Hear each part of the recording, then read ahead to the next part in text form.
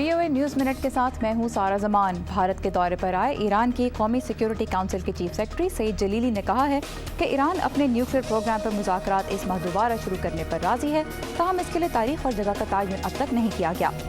नई अमरीकी कांग्रेस के पहले सेशन में आज सैंडी तूफान से मुतासरा रियासतों के लिए $9 अरब के इमदादी पैकेज पर वोट डाला जाएगा। मुतासरा रियासतों के ओहदेदार नाराज हैं कि पिछली कांग्रेस ने इस मसले पर वोट डाले बगैर ही सेशन खत्म कर दिया।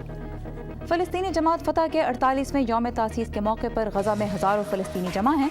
यासिर अरफ़ात की इस जमात के सियासी असर रसूख में 2006 के इंतखाबात हमास से हारने के बाद कुछ कमी आई है।